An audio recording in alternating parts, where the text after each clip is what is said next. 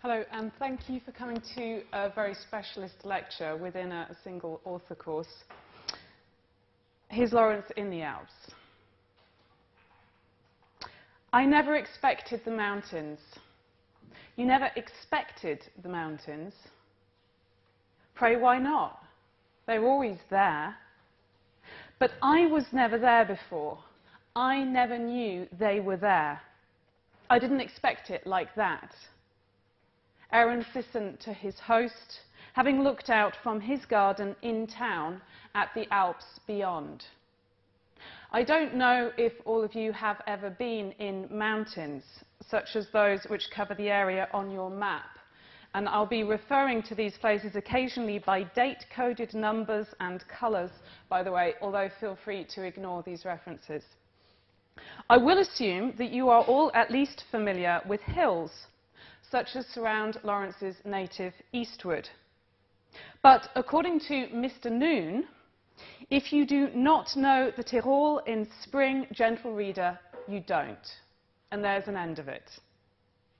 And I at least think that it's true that as Gilbert Noon, Gudrun Brangwyn, Alexander Hepburn, Hannelore Rassenthal, all his characters, D.H. Lawrence, and numberless grand and not so grand tourists have discovered, seeing mountains for the first time as an adult perforce alters one's view of even larger structures. The planet Earth, which is discovered to have such places in it.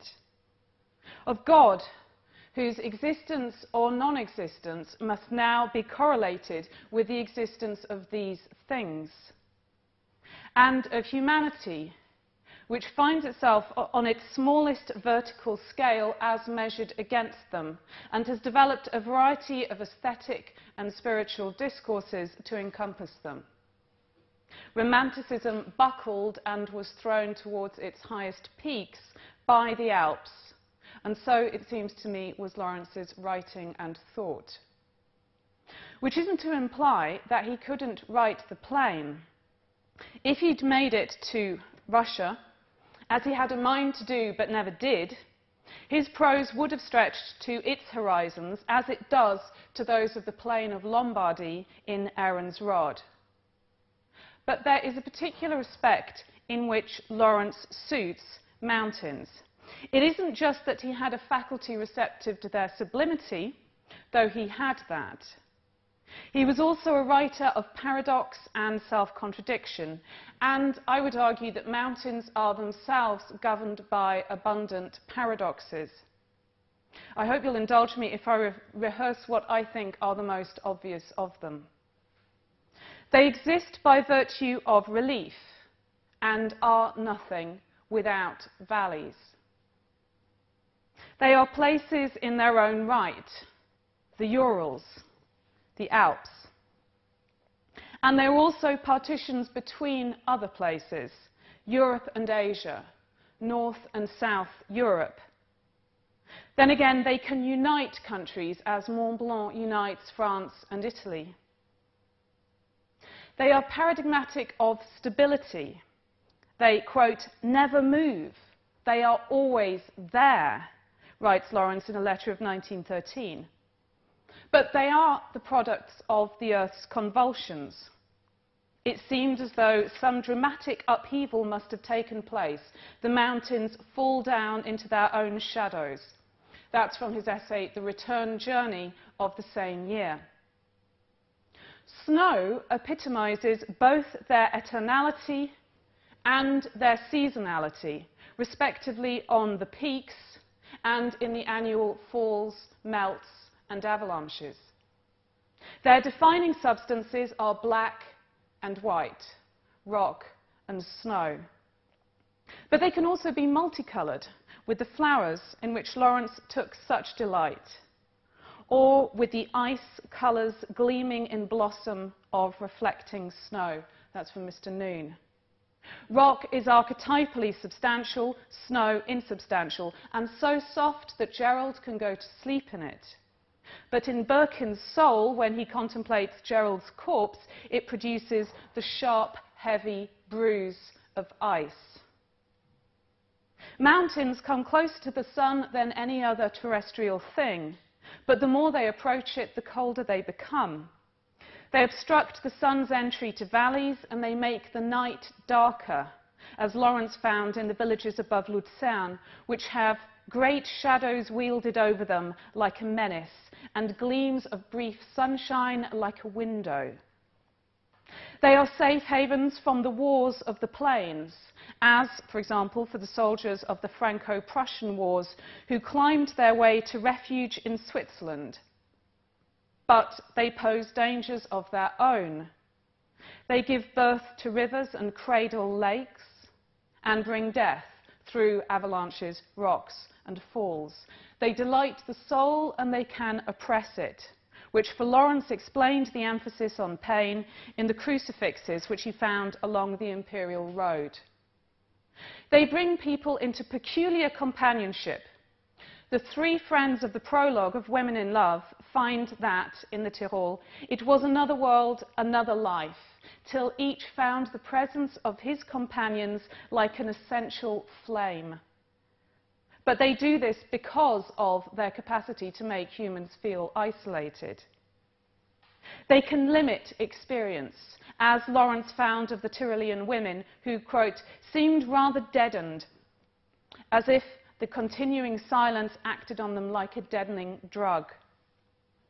Or they can provide a vivifying experience of the other, as for Mr. Noon, who first becomes un-Englished when contemplating the Alps, a long rank of them, bright in heaven from the Isar Valley.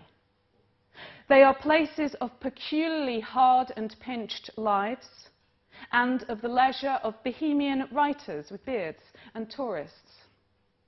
Their peaks are, quote, pure, unapproachable, impassable, and topped by tourist hotels, as in Women in Love.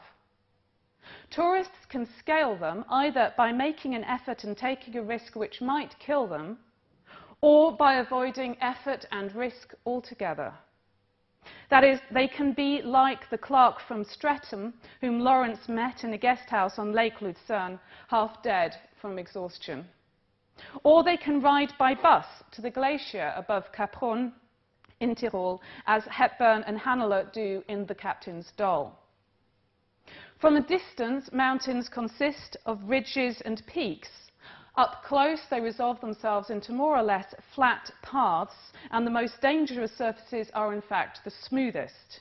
Hepburn knows he risks serious injury in mounting a melting glacier without a stick. Mountains encourage unhealthy risk-taking, but some people climb or live in them for the sake of their health, as Lawrence did in July 1928, when he lived in a chalet at 4,000 feet in Kesselmatte near Gsteig. And for anyone geographically interested, that's the orange point 41. They are places of sublimity, but also of much that is antithetical to sublimity. That is, the tamed sublimity of the wrapper round milk chocolate, as Lawrence described the view from Lucerne. The cheery banality of the Bergheil, which Captain Hepburn so loathes. The vigorous fun of the Schuhplattler. So those of you who've read Women in Love will know that the Schuhplattler dance takes place at a significant moment. The various pictures of this dance to be found. This is one. And this is an interior shot, which is therefore closer to what we have in the novel. So you have to imagine this is Oliver Reed dancing with the professor's daughter. And here's another. Or of skiing and tobogganing. Or the prosaic misery, to continue the list of anti-sublime mountain elements, the prosaic misery of being simply cold and wet, as Frida and Lawrence often were on their 1912 crossing. Nothing so awful as the Alps when it rains, he wrote to Catherine Carswell. And finally, the rampant commercialism of the Swiss, which struck Lawrence as early as 1913. Mountains are the realm of God, who is all in all. Or if they are not that, then they and perhaps everything else are the realm of nothing at all. As Shelley asks in the last of his 144 lines addressed to Mont Blanc, with which Lawrence was familiar, "And what were thou, and earth, and stars, and sea, if, to the human mind's imagining, silence and solitude were vacancy?" Question mark. There are two ways of experiencing them. From afar, as from the Vale of Chamonix for Shelley, as in this contemporary picture, or the Isar Valley for the eloping Lawrence. Alternatively, from their heights, whence you can see the rest of the world from above, unless, of course, you have not yet reached above the tree line, in which case you see nothing for trees, as the woman who wanted to disappear discovers to her increasing discomfiture. They can dominate your mood and change the colour of your soul, or they can reflect whatever mood you happen to be in. When Lawrence expresses happy love for Frida in the poem First Love, written in Boyerberg, he claims that they, he and she, hold mountains proud and blithe on our love. They stand upright on our love. We are the source. This inverts normal gravity, in which the source is above. Yet when one of Frida's fictional avatars, Johanna, chooses to tell Gilbert Noon, the Lawrence figure, that their walking companion Stanley has, quote, had her a couple of nights before, and she chooses to tell this to him at a moment when they are almost lost at night and dangerously high up, then, quote, night, loneliness, danger, all merged.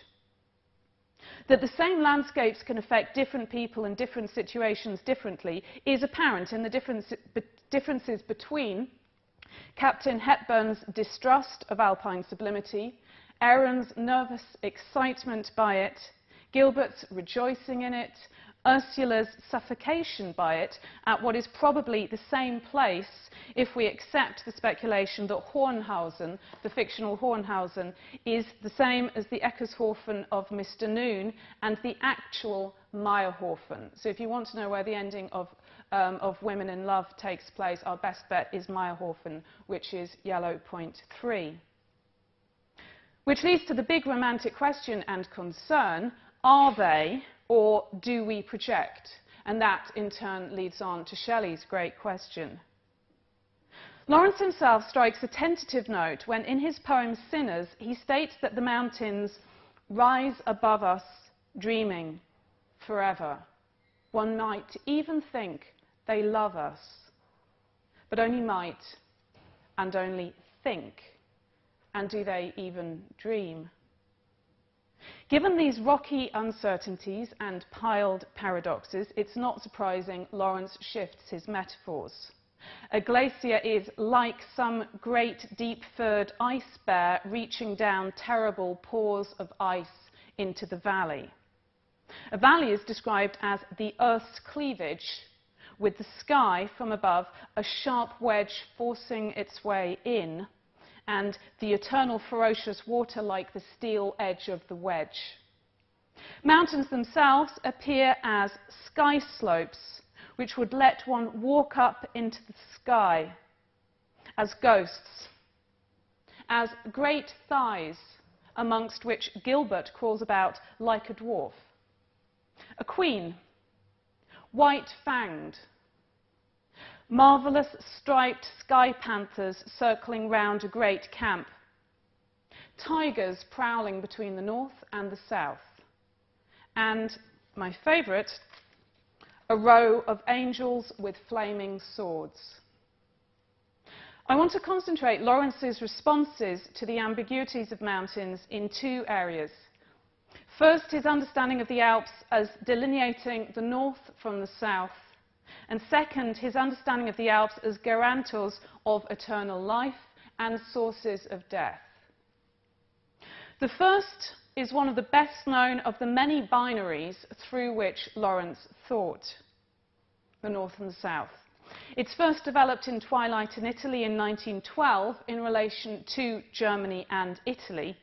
Then it's extended in Women in Love via Gerald and the fetish in Halliday's flat to the Arctic and the African. On the other hand, it gets more complicated. The opening essay of Studies in Classic American Literature, written in 1918, likens the German-Italian polarity in Europe to the Gallic-African polarity for Rome and to the European-American polarity which developed at the Renaissance.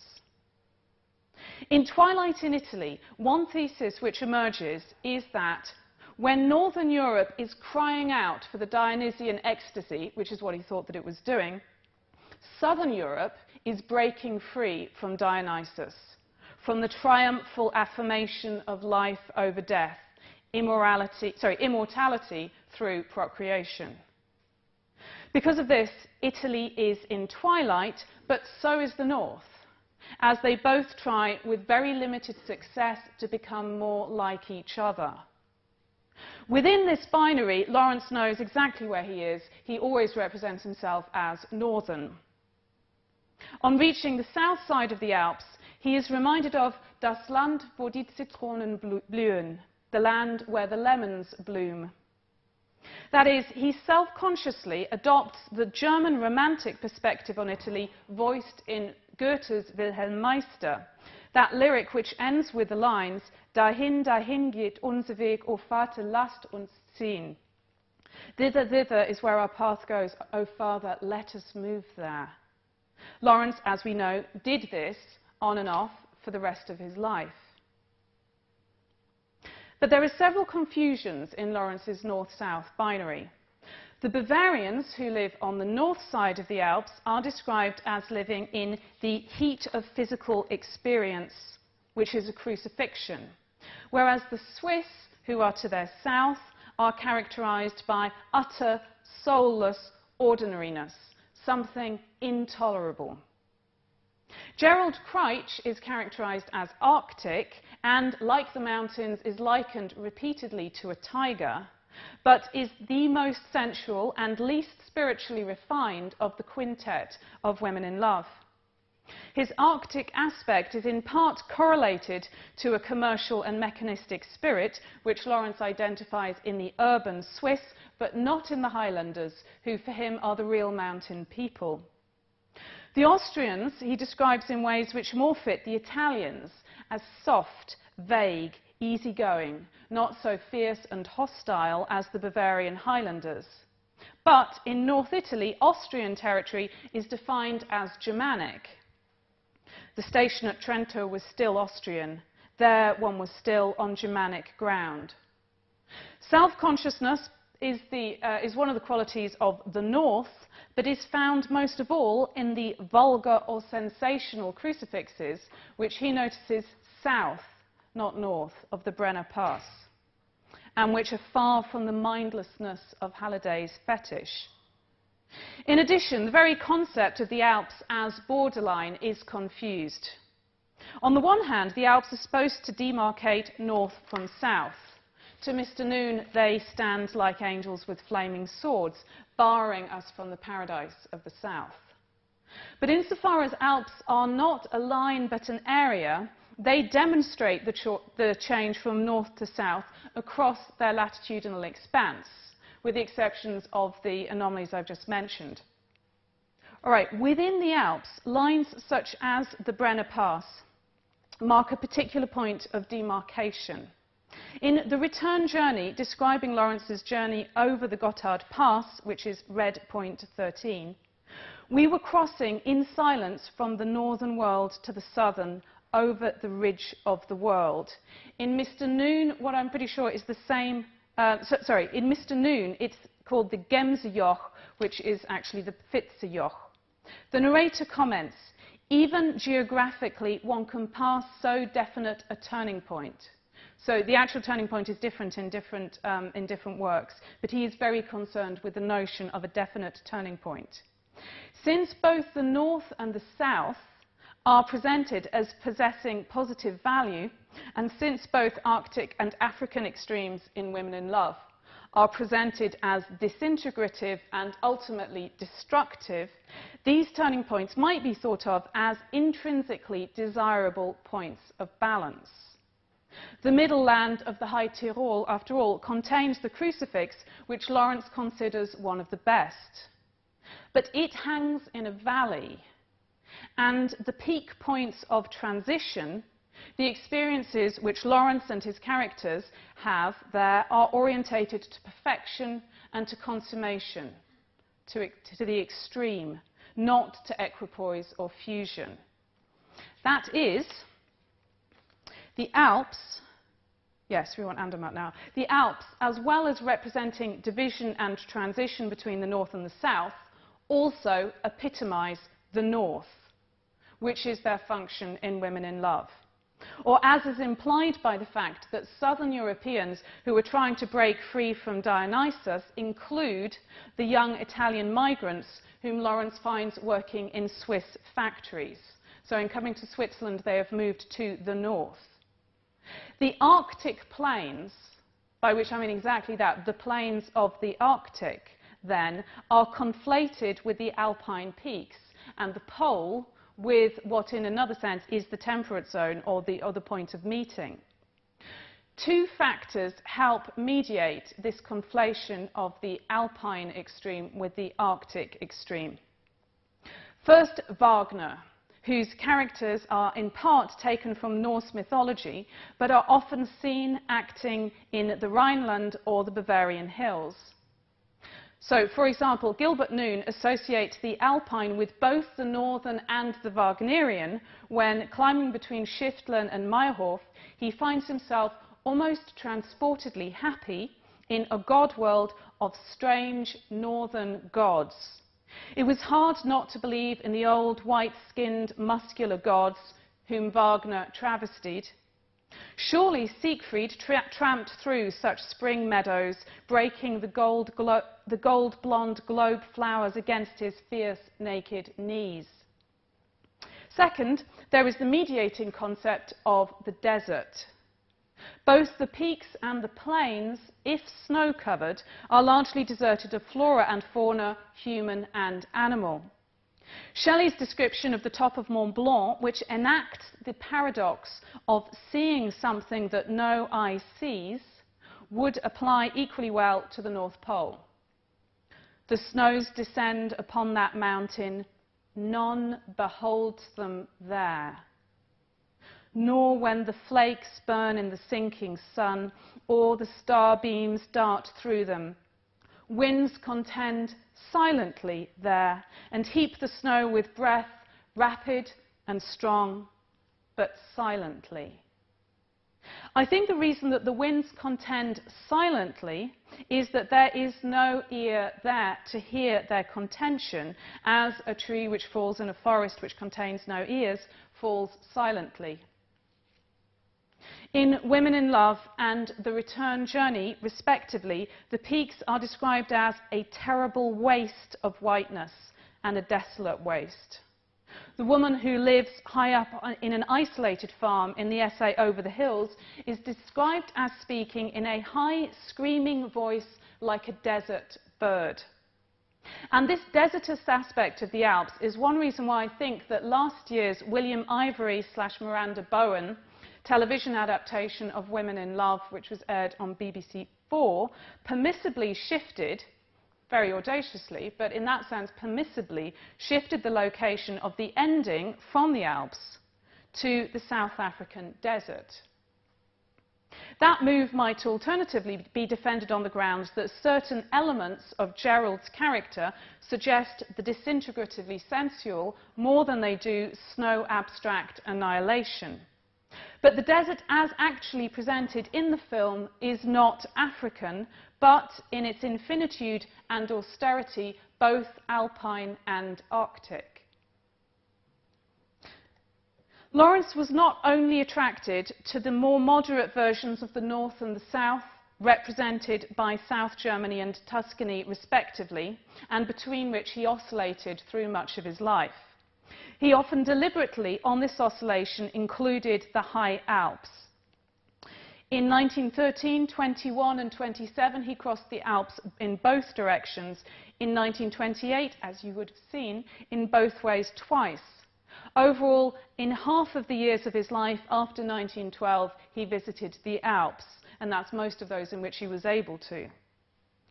The following passage from the return journey concerning the stretch between the Furka Pass and the Gotthard Pass explains some part of their attraction. I was free in this heavy, ice-cold air, this upper world, alone. London far away, below, beyond, England, Germany, France. They were so unreal, false, non-existent in activity. Out of the silence, one looked down on it, and it seemed to have lost all importance. Then the next morning, standing looking round at the mountain tops, I was jumping in my soul with delight. Should one ever go down to the lower world? Indeed, unlike the young man from Streatham, whom he met exhausted, he knows that he perhaps never needs to return either to England or to a job. His work of the moment is to express precisely that sentiment in writing which will sell, and it did. His travel writing was enough to get him and his wife through these years. Ursula, standing in a similar position, feels disconnected from her past. She wanted to have come down from the slopes of heaven to this place with Birkin, not to have toiled up out of the murk of her childhood and her upbringing. The contemplation of the world and its history from above should, however, to Laurentians, ring alarm bells. You may remember that the narrator of Mr. Noon calls on dear drafty uplift to bellow out our skirts and trouser legs like Zeppelin balloons till we whirl up into the sky, whence we look down on our fellow men. It's a risky thing to do, of course. The metaphorical mountain to which, as I mentioned, Lawrence repeatedly refers, from Mr. Noon to Fantasia of the Unconscious to climbing down Pisgah, the essay, is of course Mount Pisgah, from which the promised lands of various conceptions of humanity are viewed and from which he wants to slither down on his rear.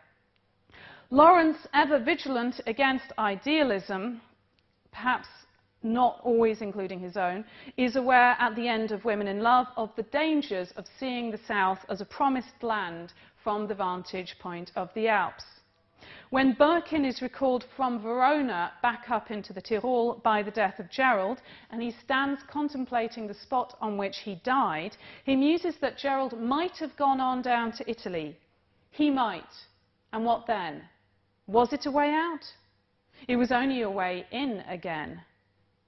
He and Ursula end the novel not in Italy, of course, let alone Verona, but in disputation, back in what is, in fact, eastward.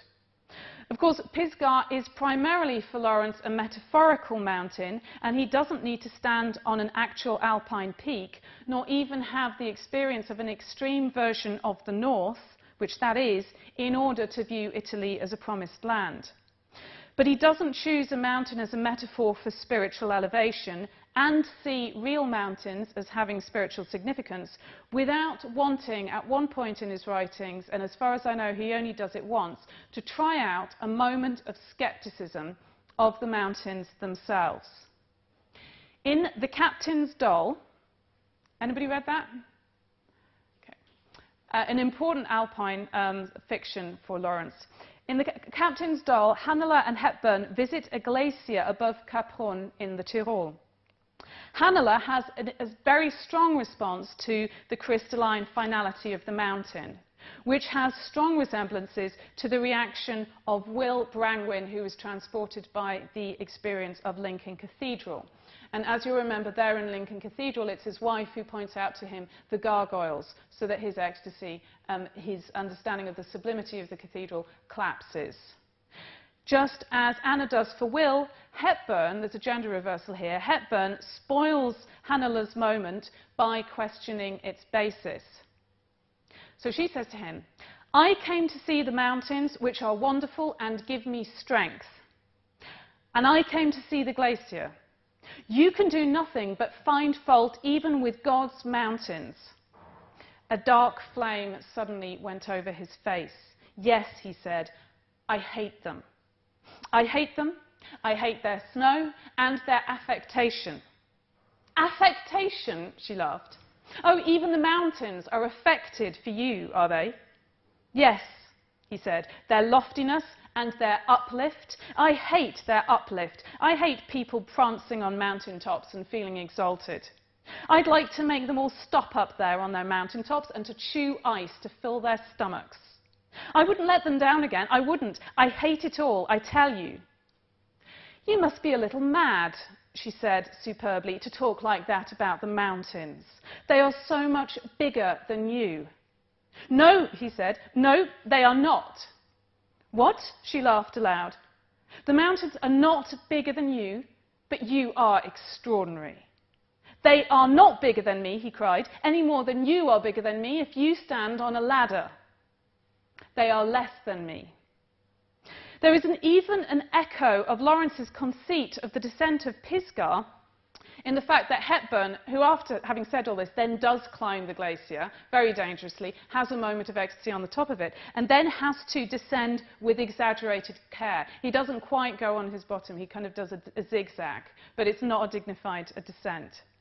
Back at the hotel at the glacier's foot, Jews of the wrong sort, quote, are described as imparting a wholesome breath of sanity, disillusion, unsentimentality to the excited Nordic Bergheil atmosphere. Their dark-eyed, sardonic presence seemed to say to the maidenly-necked mountain youth, don't sprout wings of the spirit too much, my dear. The relationship to which Hannele soon thereafter commits with Hepburn is not certainly hopeful, but her mountain ecstasy is not allowed to stand as determinative in the onward stream of life. Lawrence wrote this story once he had been able to return to the Alps after the 7-year break from them enforced by the war, during that period of break, he had presented the Alps at their most life-enhancing and their most killing in Mr. Noon and Women in Love, respectively, written almost at the same time. But neither contains this sardonic, sceptical questioning of them, such as it seems that Lawrence's return to them, after so many years of positive and negative speculation about them, had suddenly inspired. After all, Loerke is a Jew who is entirely unaffected by the sublimity of the mountains by which he is surrounded. But he is of the wrong sort, not only in the snobbish sense in which the narrator of The Captain's Doll uses the phrase, but he is of the wrong sort according to the desiderata of the novel as a whole. The deflationary critique is not that which the Tyrolean mountains of Women in Love receive. In fact, Ursula realizes that this utterly silent, frozen world of the mountaintops was not universal after she has had an argument with Loerke, and in leaving the mountains, she is leaving him. The equivalent of the Will Anna and Hannele Hepburn dispute in this novel is between Gudrun and Gerald, and as you will know, if you've read the novel, it's Gudrun who has the ecstasy. And this, her supposedly Arctic lover, shatters. So you remember that when they arrive in their guest house, they go into a room which she describes as being like in the inside of a nut, and it's got a little window, and she kneels down in front of it, and she sees what is beyond. To her, it was so beautiful. It was a delirium. She wanted to gather the glowing, eternal peaks to her breast and die.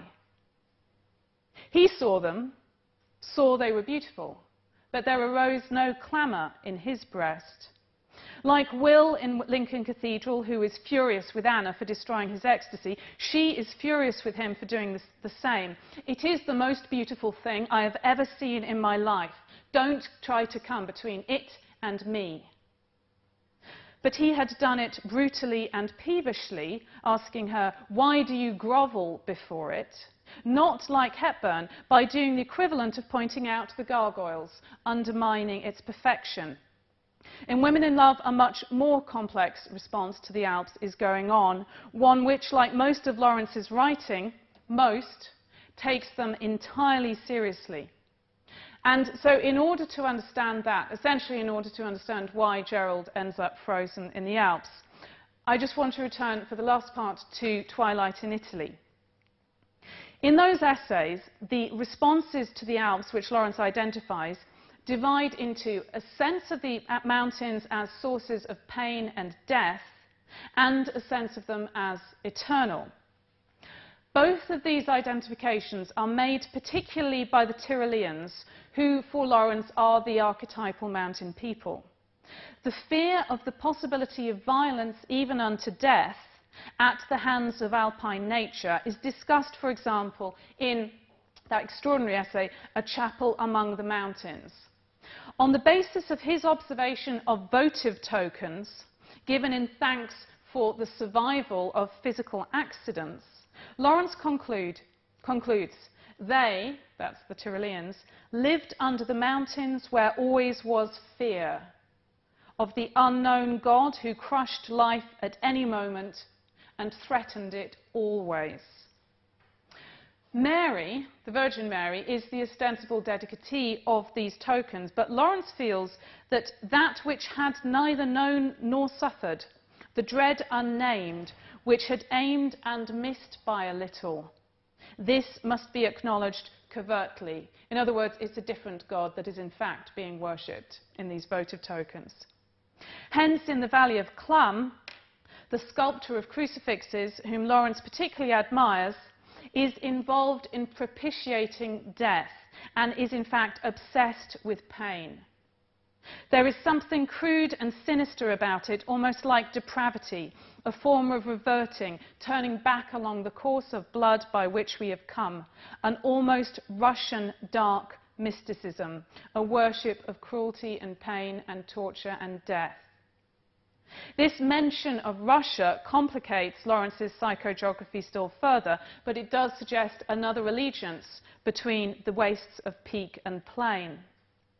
But it also suggests a connection between the native alpine peoples and the Arctic Gerald, in a way which I think helps to explain what is otherwise, I think, an enigmatic encounter between himself when he's stumbling his way towards death and a half-buried crucifix, a little Christ under a little sloping hood at the top of a pole. He sheared away. Somebody was going to murder him. Yet, why be afraid? It was bound to happen, to be murdered. He looked round in terror at the snow, the rocking, pale, shadowy slopes of the upper world. This was the moment when death was uplifted and there was no escape. Lord Jesus, was it then bound to be? Lord Jesus? He could feel the blow descending. He knew he was murdered. He has, of course, already been shown to have fatefully inherited his family's sense of ill-fatedness. But this has never been shown as having any connection with Christ. I don't, in fact, think that he is here making any connection with Christ. He is establishing contact with the darker mysticism of the dread unnamed, which in his case is not going to take aim and then miss. A sense of a terrifying mountaintop being with the power over life and death is, of course, also found in Lord of the Flies. Although, admittedly, most of the variables are very different, both locations are isolate, and within them the source of death lies above. In The Return Journey, Lawrence writes of the villages above Luzern, there it seemed in the glamorous snow was the source of death, which fell down in great waves of shadow and rock, rushing to the level earth. And all the people of the mountains, on the slopes, in the valleys, seemed to live upon this great rushing wave of death. But to Lawrence, the mountains also are and guarantee the eternal. And the rocks in Lawrence's description of the Alps are frequently described as living. Watch out for that, living rock, very frequent conjunction. This is not necessarily contradictory with the mountains as a source of death, since sources of death, like beasties, are themselves immortal. Moreover, the mountains emphasize, by contrast, the mortality of the humans who live on them. This, according to Lawrence, is felt by the Bavarian peasants. The ice and the upper radiance of snow is brilliant, with timeless immunity from the flux and warmth of life. Overhead, they transcend all life and all the soft, moist fire of the blood, so that a man must needs live in the radiance of his own negation. But this is a very different kind of connection between death and the mountains to that acknowledged in the Alpine chapel. That was bloody. This is crystalline. One senses that Lawrence attributes the first to others, to Tyroleans, to the spiritual failure, Gerald, but that he himself has directly felt the second. And it is also the more complex. In the passage which I quoted before from the return journey, in which the sides of the mountains are like the collapsing walls of a grave, and the source of death rushes to the level earth, it's also the case that there is a flue upwards that flows from the needlepoint of snow to the unutterable cold and death. The radiant cold which waits to receive back again all that which has passed for the moment into being. He has expressed this before. In the crucifix across the mountains, he wrote, "This our life, this admixture of labour and warm experience in the flesh, all the time it is streaming upwards into the timeless brilliance beyond." This is a kind of crystalline nirvana, and therefore, for Lawrence, ambiguous. One reaches one's personal end and one's apotheosis. As a temporary experience of the Alps, it is felt as an ecstasy, as we've seen, by various of his characters. Sometimes to life-enhancing effect, sometimes otherwise. Mr. Noon, I would say, has the former when he's crossing the Gemsejoch. In this description, I would draw your attention to the way in which Lawrence piles his terms, adjectives repeated with slight variations, metaphors taken from architecture, the animal kingdom, geology and maths, on top of each other like the rocks which lie scattered on the peaks, bearing a similar imperfect relationship to the crystalline as language to what he describes.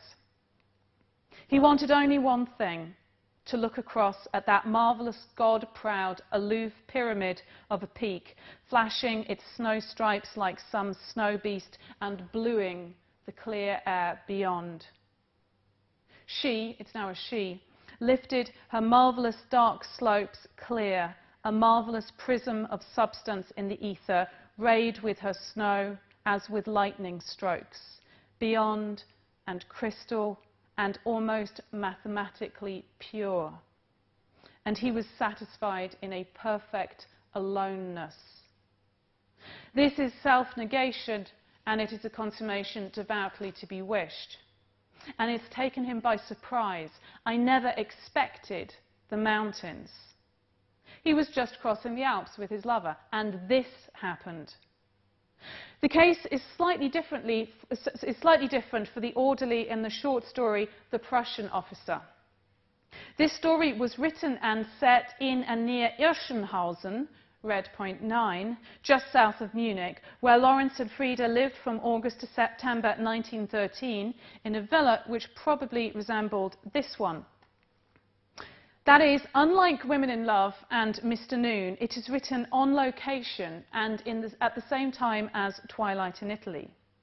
Throughout the action of this famous short story, the Prussian officer's company is walking south, directly towards the mountains. Stunning though this photo is, you can see how an approach to the mountains could be an approach to ecstatic consummation and death. So this orderly, through whose consciousness much of this story is focalized, is focused on them as he marches on and on in silence, staring at the mountains ahead that rose sheer out of the land. And then later on, when he's marching with an extreme thirst, the mountains seem almost supernatural. He murders his officer, the eponymous Prussian officer. After he's done this, the mountains, still gleaming in the sky, shone in their silence. He stood and looked at them, his face illuminated. The next morning, he is dying. And again, the mountains ranged across the pale edge of the morning sky. He wanted them. He wanted them alone. He wanted to leave himself and be identified with them. He has a fit. He's thrown to the ground. On recovering consciousness, he stared at the gleaming mountains. He stared till his eyes went black. And the mountains, as they stood in their beauty, so clean and cool, seemed to have it, that which was lost in him. That's the last he sees. That's the vision of the crucifix across the mountains, of a man having gone into the cold radiance, which waits to receive back again all that which has passed for the moment into being. Unlike Gerald, he actually has carried out a murder and is then consummated by the mountains. Gudrun also reaches her point of strange rapture in the navel of the world as she looks out of her window or down from a peak, or when she toboggans. She settled down like a crystal in the navel of snow and was gone. But her consummation, like Mr. Noon's, is not final, and unlike Mr. Noon, she is unable to make a successful descent from the mountains and re-entry to life, since I would say that her passage to Dresden and life with Loecker does not count as that. Moreover, her ecstasy is directly destructive of her relationship with Gerald and therefore of him. During her first ecstasy, he feels icy vapour round his heart. He saw the blind valley, the great cul-de-sac of snow, and there was no way out. The tears of her strange religion set him at naught. He can neither share her ecstasy nor recover her from it once she has first experienced it. I would say it is the mountains far more than the sardonic Loecker that takes her from him. Gerald's relationship with the mountains is less spiritual. He toboggans with great physical intensity, and on the day on which he goes out for a long ski by himself, he becomes snow-burned, snow-estranged. As I mentioned before, he shares with the Tyroleans a fear of the mountains, and he can't envisage any descent from them back into quotidian lowland life. But when he actually turns into ice, this is a physical transformation.